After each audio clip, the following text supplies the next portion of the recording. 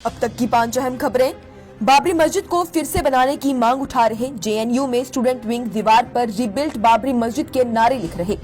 अयोध्या में राम मंदिर के उद्घाटन की तैयारियां जोरों पर चल रही, लेकिन राम मंदिर के उद्घाटन से पहले दिल्ली के जवाहरलाल नेहरू विश्वविद्यालय में एक बार फिर बाबरी मस्जिद को लेकर विवाद खड़ा करने की कोशिश की गई है। यहाँ पर भाषा अध्ययन केंद्र की दीवार पर विवादित स्लोगन लिखा गया है। स्लोगन में बाबरी मस्जिद को दोबारा बनाए जाने की बात लिखी गई।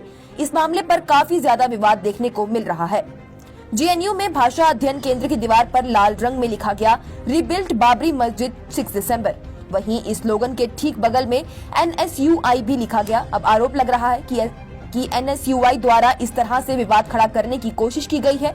हालांकि जवाहरलाल नेहरू विश्वविद्यालय के एनएसयूआई के अध्यक्ष सुधांशु शेखर ने बातचीत में कहा कि इस तरह के विवाद से उनके संगठन का कोई लेना देना नहीं है। सुधांशु शेखर ने कहा कि एनएसयूआई इस तरह के किसी भी विवाद में नहीं पड़ती है। ये सिर्फ संगठन को बदनाम करने की साजिश रची गई है। उन्होंने कहा कि हम मांग करते हैं कि विश्वविद्यालय प्रशासन इसकी जांच करके जो भी दोषी है उसके खिलाफ कार्रवाई करे। सुधांशु शेखर का कहना है कि इस दीवार पर ब्लैक रंग से काफी पहले एनएसयूआई के द्वारा पेंटिंग कराई गई थी और अक्सर इस तरह की पेंटिंग एनएसयूआई के द्वारा ही कराई जाती है। सुनहरी बाग मस्जिद का हंगामा बढ़ाया। जमाते इस्लामिया ने कोर्ट का दरवाजा खटखटाकर एनडीएमसी की कार्रवाई को कानून के खिलाफ बताया। नई दिल्ली नगर पालिका परिषद यानी कि एनडीएमसी द्वारा जारी एक सार्वजनिक नोटिस ने पूरे देश की चिंता बढ़ा दी है। जमाते इस्लामिया हिंद के उपाध्यक्ष मलिक मोहसिन खान ने प्रस्तावित विध्वंस का विरोध करते हुए मीडिया को जारी एक बयान में कहा, हम एनडीएमसी के मुख्य वास्तुकार द्वारा दिए गए मनमानी सार्वजनिक नोटिस से बेहद चिंतित हैं, जिसमें कहा गया है कि सुनहरी बाग चौराहे के आसपास बेहतर यातायात प्रबंधन के लिए दिल्ली ट्रैफिक पुलिस से आधिकारिक अनुरोध प्राप्त करने के बाद एनडीएमसी सुनहरी मस्जिद को हटाने पर विचार कर रही है। उपरोक्त मुद्दों को देखते हुए जमाते इस्लामिया हिंद ने अदालत का दरवाजा खटखटाया, जिसमें उनसे इस ऐतिहासिक और धार्मिक विरासत की सुरक्षा सुनिश्चित करने का अनुरोध किया है। एनडीएमसी की कार्यवाही पर टिप्पणी करते हुए उन्होंने कहा कि इस मस्जिद को ऐतिहासिक और सांस्कृतिक दर्जा प्राप्त है और ये दिल्ली के 141 ऐतिहासिक स्थानों की सूची में शामिल है और इसे धार्मिक महत्व का दर्जा भी प्राप्त है। जामा मस्जिद के तत्कालीन इमाम ने भारत के मुसलमानों की ओर से तत्कालीन प्रधानमंत्री नेहरू के साथ एक समझौते पर हस्ताक्षर किए, जिसमें मस्जिद की सुरक्षा की गारंटी दी गई थी। इसके अलावा मस्जिद की सुरक्षा को लेकर कुछ अन्य समझौते भी हुए थे। इसके अलावा परिषद की ये कार्यवाही इबादत गाह अधिनियम 1991 के भी खिलाफ है। ऐसा भी कहा गया है, जिसमें सभी इबादत गाहों को 1947 की स्थिति में बरकरार रखने की गारंटी दी गई थी। इन सभी तथ्यों को नजरअंदाज करते हुए एनडीएमसी ने जो जनता की राय मांगी है उसे जमात असंवैधानिक मानती है और इसलिए उसने अदालत का दरवाजा खटखटाया है और अनुरोध किया कि वो एनडीएमसी को मस्जिद के खिलाफ ऐसी किसी भी कार्यवाही से बचने का निर्देश दे। इस प्रोग्राम को आप तक पहुंचाने में हमारे साथ ताउन किया है स्काई क्लासेस राजबाग परिपूरा श्रीनगर ने, जो कि बोर्ड एग्जाम्स की तैयारी के लिए जम्मू कश्मीर और लद्दाख का एक बहुत ही भरोसेमंद नाम है। स्काई क्लासेस में अब अर्ली बर्ड कोर्स को भी लॉन्च किया गया है, जो कि बोर्ड के इम्तिहान देने वाले सभी बच्चों की जरूरतों को नजर में रखते हुए बनाया गया है। तो देरी न करें और आज ही अपने बच्चों के कामयाब मुस्तकबिल के लिए दिए गए नंबरात पर राब्ता करें। पुंछ और राजौरी के लोगों को 7 दिन के बाद मिली राहत। इंटरनेट सर्विस को किया गया बहाल।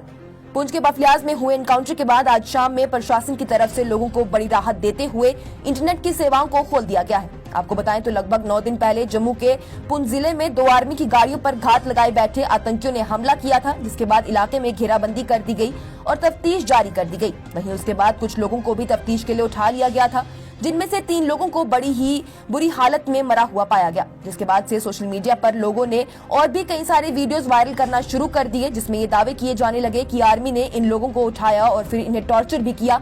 हालांकि इन वीडियोस की पुष्टि नहीं हुई। वहीं इनकाउंटर के 2 दिन बाद से ही इलाके में इंटरनेट की सेवाओं पर पूर्ण रूप से पाबंदी लगा दी गई थी, जिसके बाद से आज शाम में ही उन्हें बहाल कर दिया गया है। प्रशासन ने पुंछ और राजौरी जिलों में लोगों को बड़ी राहत देते हुए इंटरनेट की सेवाओं को खोल दिया है।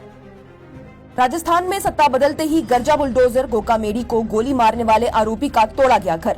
राजस्थान में सत्ता बदलने के साथ ही बुलडोजर गरजने लगा है। पुलिस की सूचना पर जयपुर ग्रेटर नगर निगम द्वारा गोगामेडी शूटर रोहित राठौर के खातीपुरा के सुंदर नगर स्थित अवैध निर्माण तोड़ दिया गया। बता दें, रोहित सिंह सुखदेव सिंह गोगामेडी हत्याकांड का आरोपी है।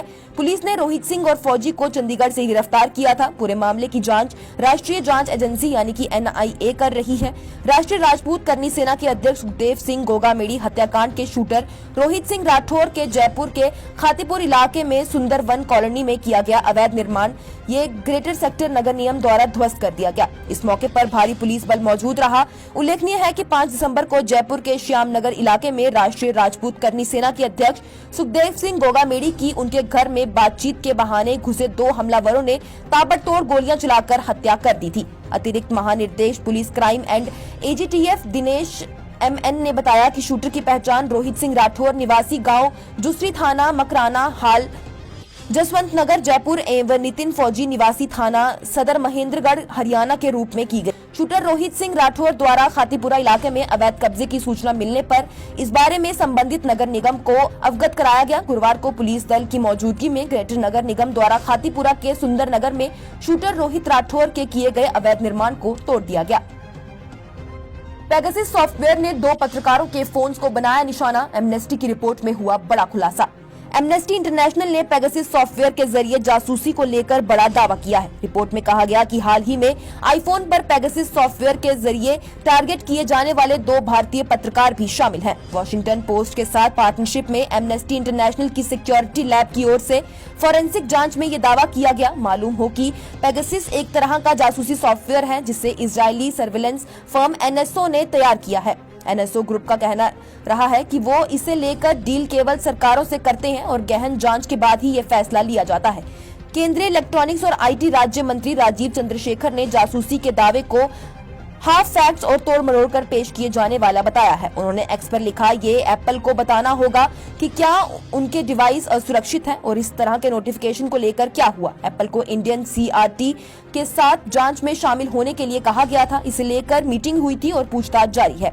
एमनेस्टी इंटरनेशनल ने जिन 2 पत्रकारों को लेकर दावा किया है कि उनके पेगासस से टारगेट बनाया गया है, उनमें दावायर के संस्थापक और संपादक सिद्धार्थ वरदराजन और ऑर्गेनाइज्ड क्राइम व करप्शन रिपोर्ट प्रोजेक्ट के साउथ एशिया एडिटर आनंद मंगनाले शामिल हैं। इन दोनों को विपक्षी दलों के कई नेताओं के साथ अक्टूबर में एप्पल से नोटिफिकेशन मिला था। इसके बाद जांच के लिए इन्होंने अपने डिवाइसेस एमनेस्टी इंटरनेशनल को सौंप दिए थे।